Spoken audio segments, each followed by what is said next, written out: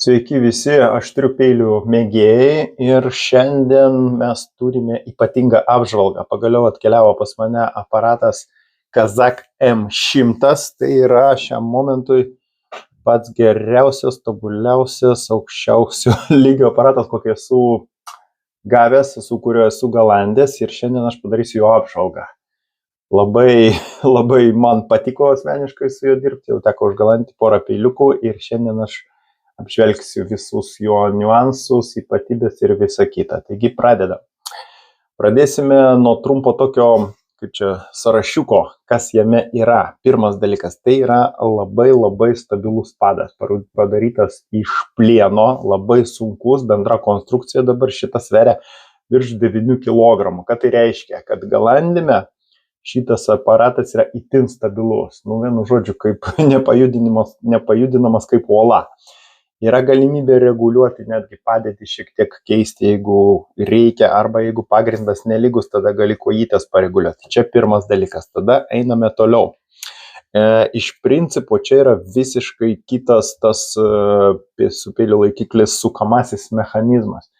Pirmas dalykas, pats tas mazgas, jis yra įmerktas į aliejų su tarpinėm ir jis viduje užtikrina, tas aliejus, visas tas mechanizmas užtikrina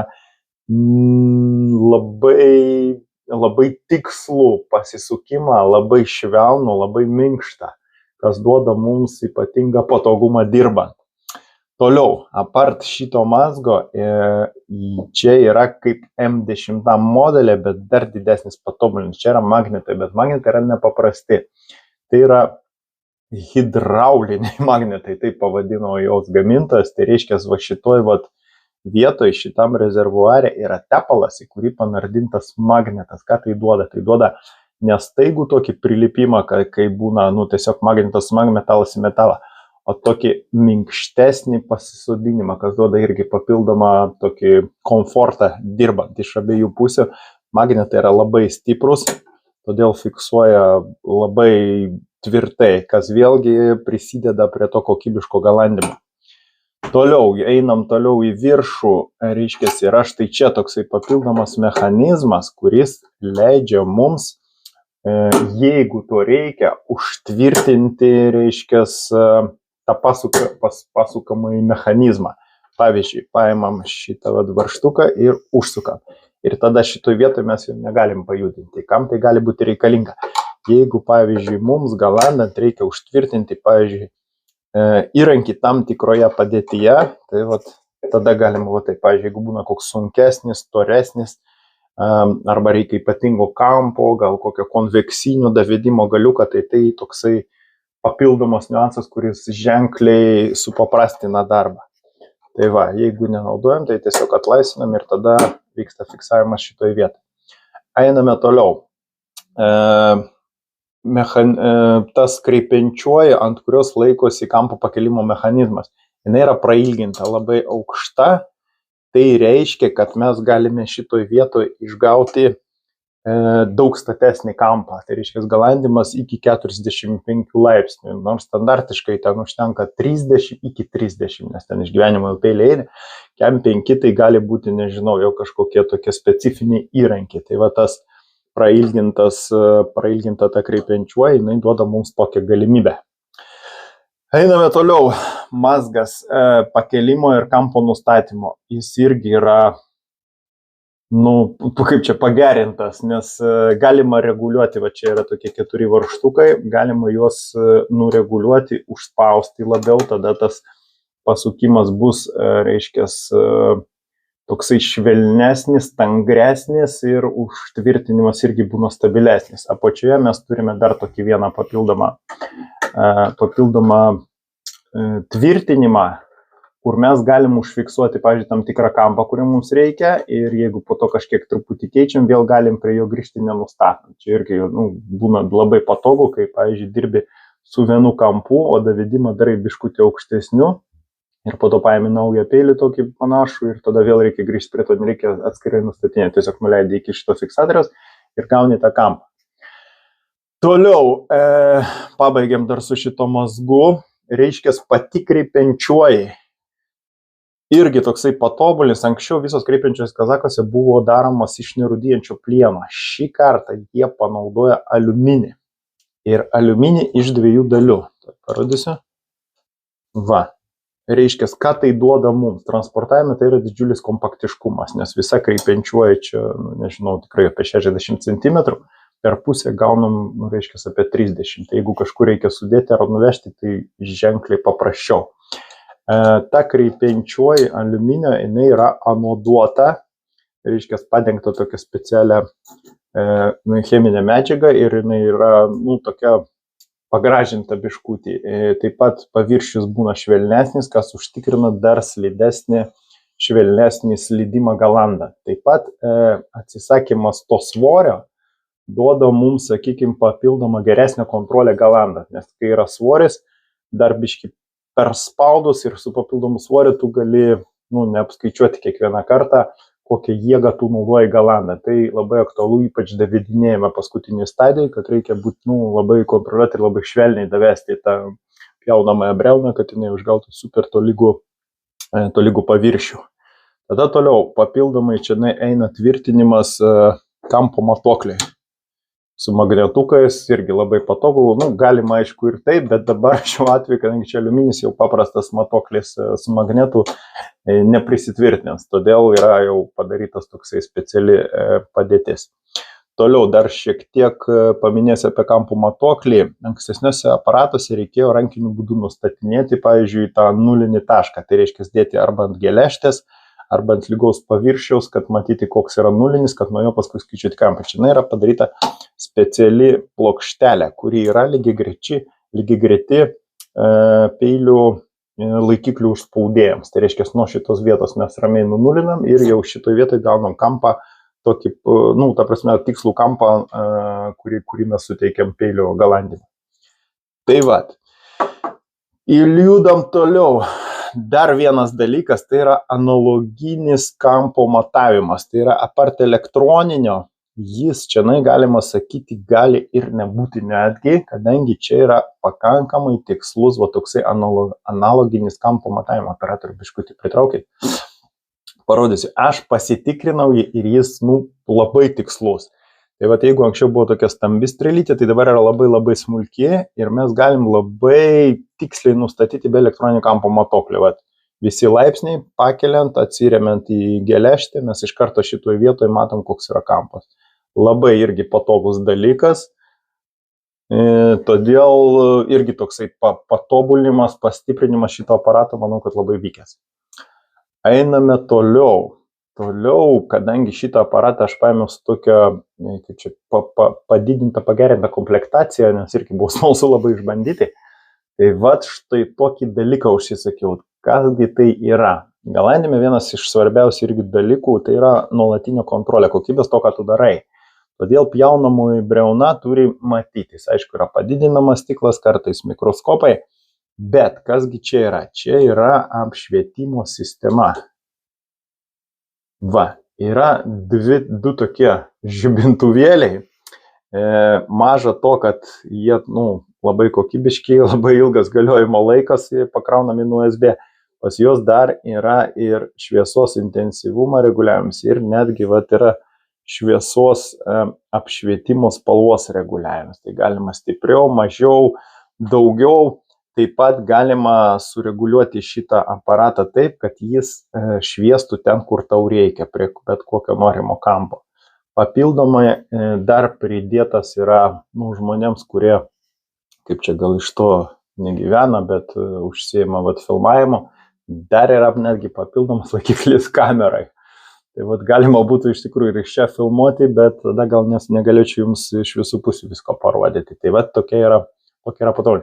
Sistema tikrai labai funkcionali, fiksuojasi, reiškia, yra varžtukai, kur jūs galite užfiksuoti tam tikrą padėtį, kur jums reikia, pasukimą ir tai yra labai patogu, kai tu dirbi, pavyzdžiui, galandi peilį, žiūri, apšvieti ir po to reikia tęsti darbą. Tiesiog nustumi atgal tokioj pat padėti, tada toliau dirbi ir vėl pristumi apšvietimo tokiu pat kampu, kaip jis buvo. Tai nereikia iš naujo nustatinėti, sukioti kažką, sistema labai gerai fiksuojasi, tiesiog tą stangrumą jūs galite nustatyti asmeniškai, kam kaip reikia. Tai vat, maždaug taip, tokie vat dalykai. Kasgi dar? Teko, reiškia, išbandyti šitą aparatą, su nieko jį daugiau palyginti aš negaliu, nes tai šiam momentu vėlgi paskutinį kartą sakiau, M10 buvo geriausias, ką bandžiau. Tai dabar gaunasi, kad šitas aparatas yra geresnis iš visų, ką esu bandęs. Niuansai. Dar nepaminėjau vieno labai svarbaus dalykus, irgi jis labiau skirtas profesionaliems galandytojams, bet kas to biškutį bent užsima, jau mane supras. Yra toksai dalykas kaip rėmo nuėmimas.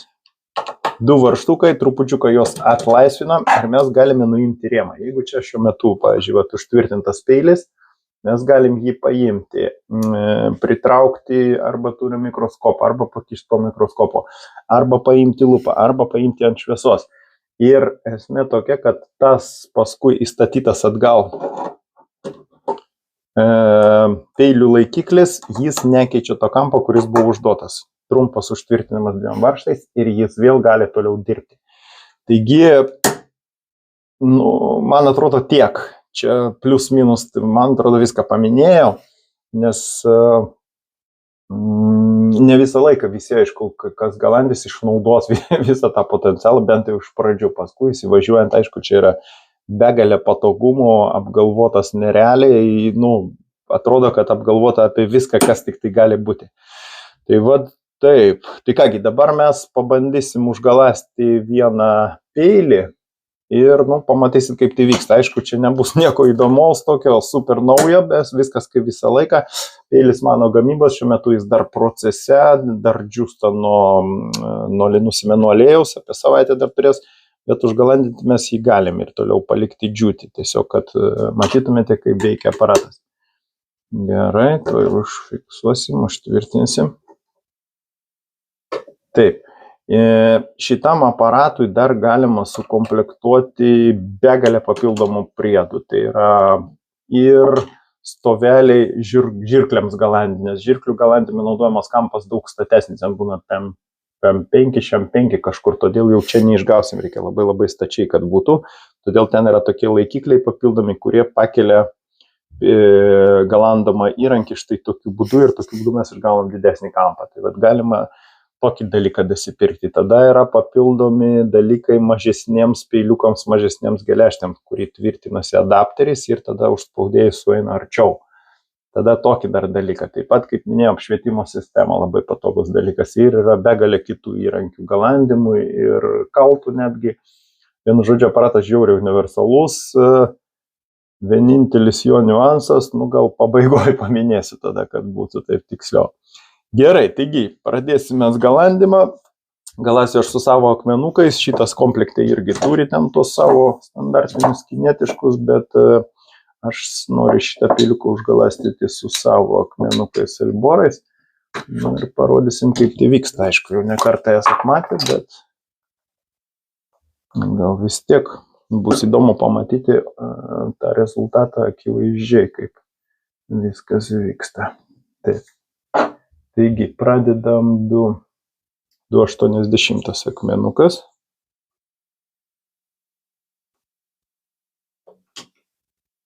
Taip.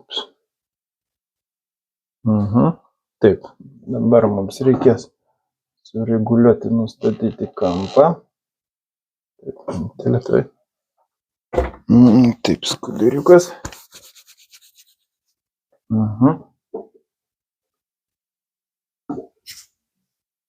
Taip, pradžiai mums reikia užfiksuoti, iki kurios vietos eis akmenukas. Plius minus.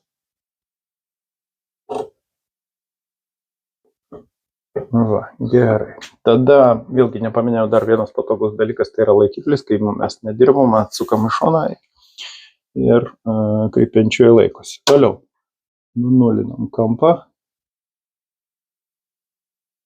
Yra nuliukas. Taip, peiliam šitam aš duosiu kampą apie 22 laipsnius. Taip, leidžiam, labai švelnus yra nustatymas, matom, kaip keičiasi kampas.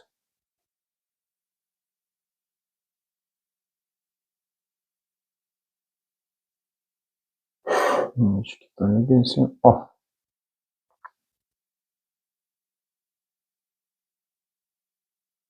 $22 yra. Matuoklį atidedam į šoną. Čia galime davesti iki viršaus, kad žinotume tą padėtį. Na ir žiūrim. Nu vat, operatorių trupučiuką čia daeikit, prašau. Nu vat, aš nustačiau kampą 22 ir čia mes matom 22, nu gal šiek tiek yra ten viena dešimtoji kokia. Tai vat, ką aš ir kalbėjau apie analoginį matuoklį, nes tas elektroninis, nu jis aišku pasitikrinimai gerai, bet iš esmės galima naudotis ir šito. Toliau pažiūrim apšvietimą išbandom. Nu va, iš karto po apšvietimų labai gerai matosi, irgi prieikit, jaunamoji briauna, va, šitoje vietoje, va. Matot, jinai pradeda blizgėti, todėl mes galime konkrečiai labai ir tiksliai matyti, kiek mes nuėmam, ar yra jau užvartas. Tai vienu žodžiu labai didelis patogumas. Toliau, kai nenaudojau, mes nustumėm apšvietimą ir pradedam galandimą. Čia jau praktiškai galima dirbti viena ranka vos prijungiant jėgos, nes iš įpratimo dar aš kažkaip tai bandau spausti, bet jaučiu, kad akmenukas važinėja labai lengvai, kadangi plieninė, nerūdėjančio plieno kreipiančio yra sunkesnė, ten ta jėga jau pripratęs, tas pats, kas tu darai pratimą, pavyzdžiui, su ganteliu, po to įnuimi tą patį pratimą darai ir tu jauti tą laisvą ėjimą tavo rankos, tai čia toks pat jausmas. Tai matyt dar, nėra pripratimo pas mane, bet tam reikia laiko, kad susiformuotų, reiškia, neparodžiaugi dar va. Peilis tikrai yra neužgalastas, jis yra, netgi suvedimas čia yra ten 0,102, tai jis iš vis dar nebuvo galandamas, čia buvo geležtė, kai tik paruošta, dar neužgalasta. Todėl dabar mes jai suteiksim nuo pat pradžių ir pradinį galandimą. Taip, galima apsukti.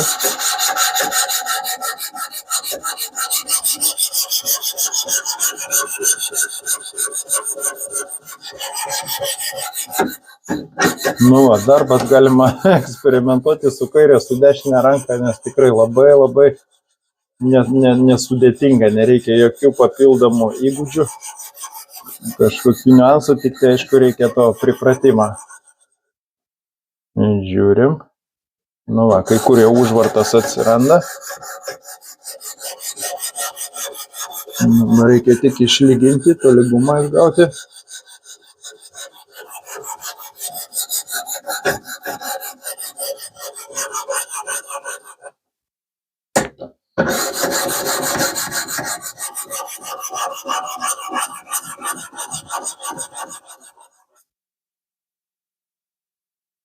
Nu, galiukas jau kabina. Jaučiasi labai stabili konstrukcija, iš įpratimo aš vėlgi laikau dar ranką, bet tai nėra būtina.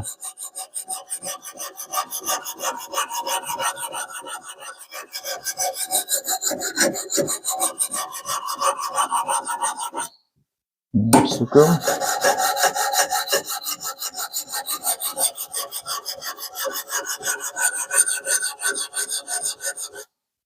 Taip, turim servetėlių vienkartinių.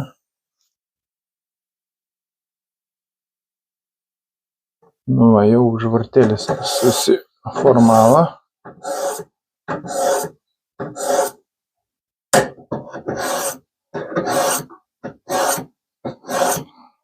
Nu, galim keisti akmenuką, sekantis eina.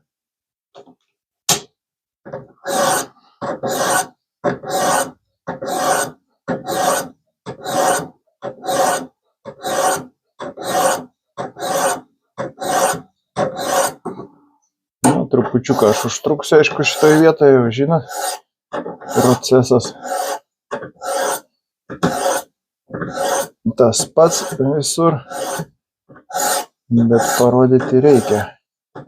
Žiauriai iš įpratimo labai jaučiasi, kad labai lengvai viskas vyksta iš įpratimo, kad anksčiau tai tikrai jautėsi visas tas svoris, kad reikėjo tai kontroliuoti labiau, sakykime, tą kreipiančioje, nes kai jinai yra sunkesnė, tai tikrai, va, ten biški paspaudai, tada jėgos daugiau, o čia jinai gaunasi, kad, nu, beveik kaip plunksnelė tas yra ta kreipiančioji ir tas akmenukas tokia, tu tikrai jauti, kad tavo rankos geresnę kontrolę turi. Priklauso daugiau nuo tavęs paties, negu nuo to aparato ir tu gali sureguliuoti, ar nori duoti daugiau spaudimo ar mažiau.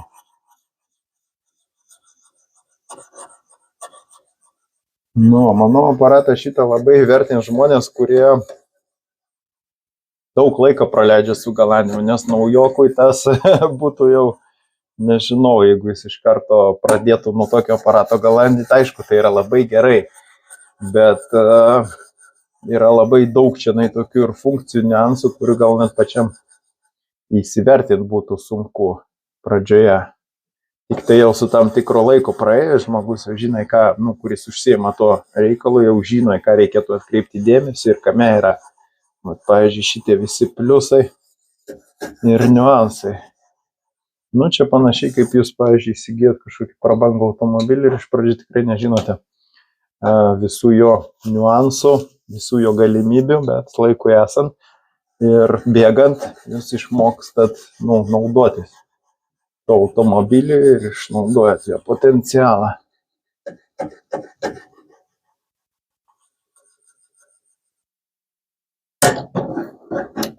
Pasukimą tai irgi galima reguliuoti, jeigu, pavyzdžiui, norite, kad būtų dar stipresnis sukivimas, tiesiog šitą rankenėlę galima pasukti, jeigu lengvesnis, tada atsukti, tada pasukimas bus lengvesnis, bet čia reikia irgi surasti tokį balansą, kuris užtikrintų jums ne per lengvą jo judėjimą, kad peilis irgi nuo galandimo nepasislinktų į vieną ar į kitą pusę. Bet tas irgi viskas ateina iš praktikos, iš patirties. Priminsiu, galandau aš su Albor akmenimis savo komplektuku, nes mėgstu duoti savo peiliams tokį biškį kartais geresnį galandimą, švelnesnį. Akmenys labai ypatingi, praktiškai amžini. Pirmus metus jau naudoju, žinau. Ir todėl paskui ir pjūvis gaunasi.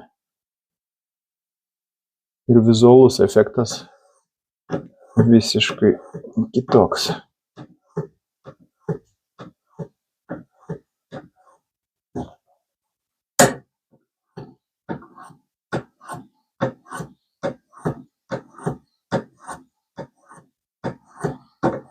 Be galo stabili konstrukcija, vėlgi šito padojo, net negaliu pajudinti, aš jo išjudinti neįmanoma, manau. 9 kg čia ne jokai, aišku. Anksčiau, kai, pavyzdžiui, kazačiok aparatą aš tvirtinu prie stalo, irgi yra tas santykinis toksai stabilumas, bet čia yra kas kita, ten kazačiokas, man atrodo, net kilogramą nesveria ta visa konstrukcija, o čia 9 pati konstrukcija, tai jau skirtumas milžiniškas, kaip sakant. Pažiūrim.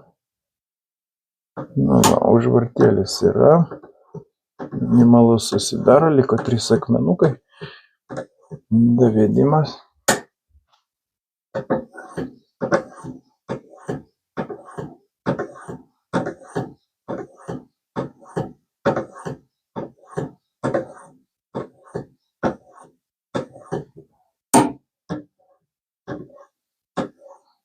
Tai galima pasakyti tai, kad turint tokį aparatą ir tokį akmenų komplektą, jau praktiškai jūs esate ir profesionalus galandytojas, nes tikrai jau galite išgalasti bet ką ir iki super aštraus lygio, nes galimybės aš čia neturėsiu turbūt parodyti po padidinamu stiklu, kaip atrodys pjaunamoji briauna, bet kai taip kokybiškai išlaikytas stabilumas, kai tokie geri akmenys ir kaip taip puikiai dirba aparatas, rezultatas jau nenori bus labai geras.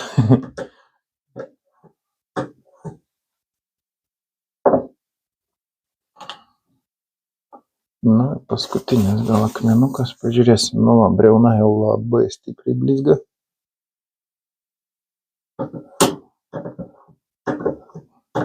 5000 dabar eina Liboras.